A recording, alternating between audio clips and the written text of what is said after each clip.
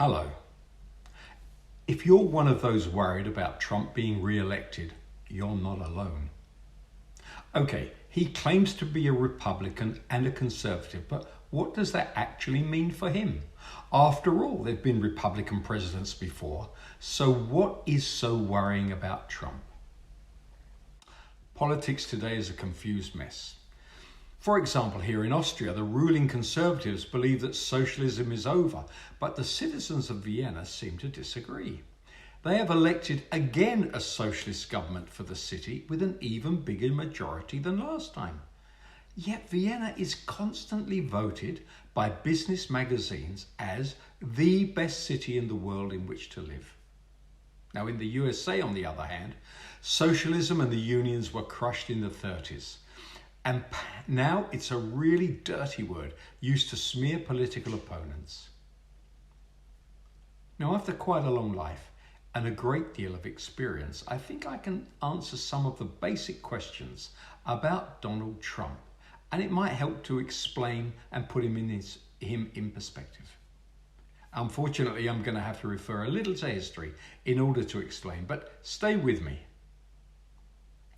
Now, for a very long time, in fact, throughout most of human history, the money was gained in just one way, the zero-sum game. Sounds complicated, but it's quite simple. It means that in any deal, there can only be a winner and a loser. Now, until recently, warfare was a good example of this.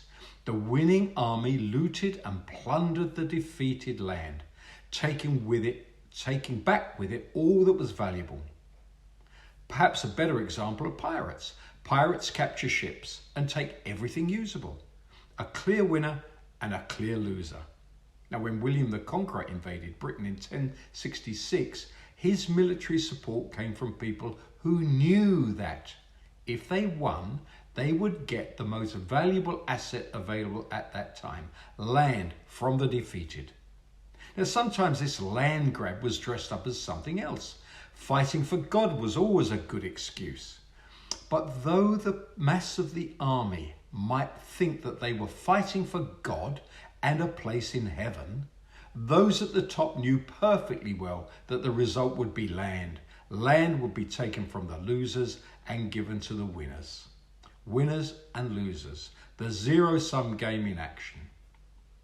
So, business people will be familiar with an alternative to this. It's known as the win-win. The object here is that both parties can gain. There are no winners and no losers. Now, for some people, particularly children, this concept is difficult to understand, though they like things simple, and winner takes all is simple to understand. Win-win is different though. Trade is a good example of the win-win.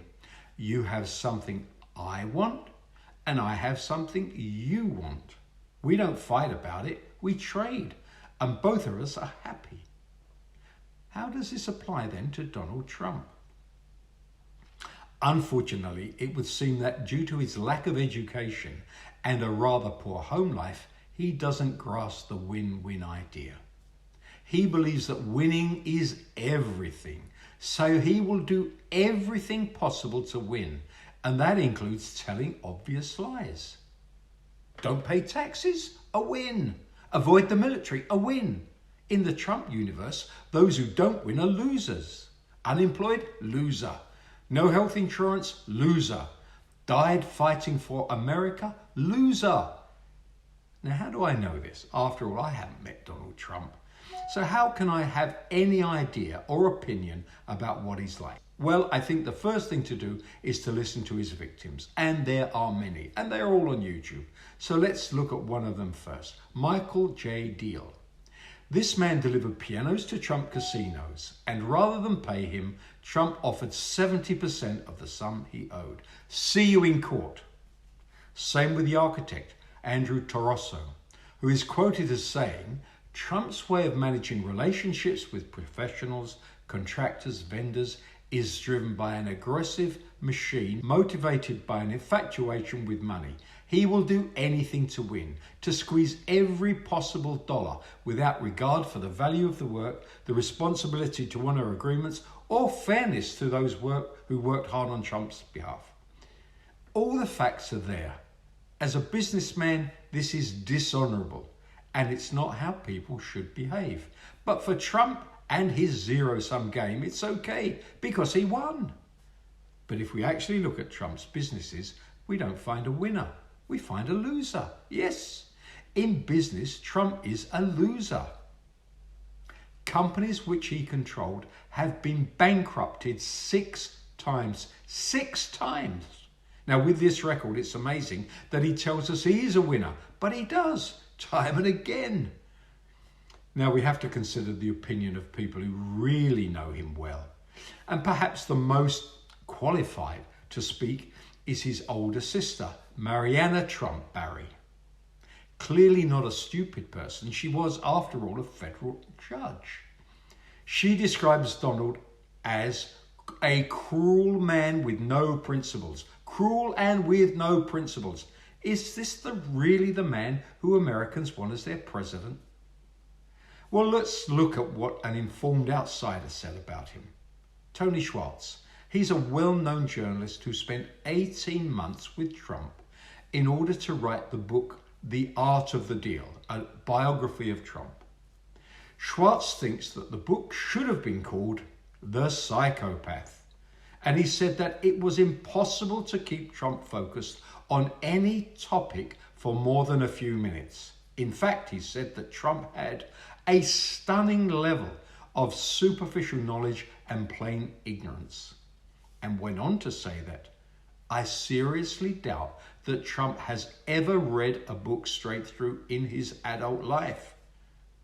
Now, during the 18 months that Schwartz observed Trump in his office, at his home, in meetings, at weekends, he said he never ever saw a book on Trump's desk or anywhere in his office or apartment, and believed that Trump seemed driven entirely by a need for public attention.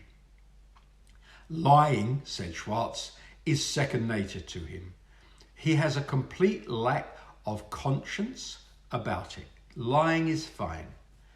Now, you may doubt what I'm saying here, so I would urge you to check this for yourself, with interviews with Schwartz on YouTube and other places. But what of those who voted for Trump? Can so many people be so wrong? Of course they can. People fall for con artists every day of the week.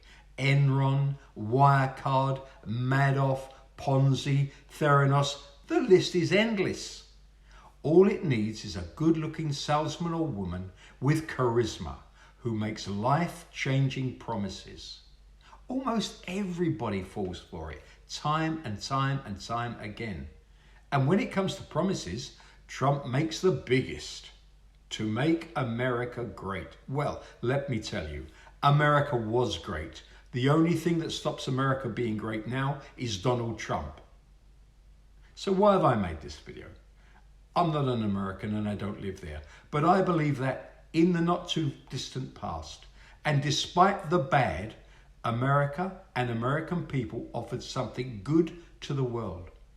I don't really want it to stay in the gutter with all the little dictator-led countries in the world.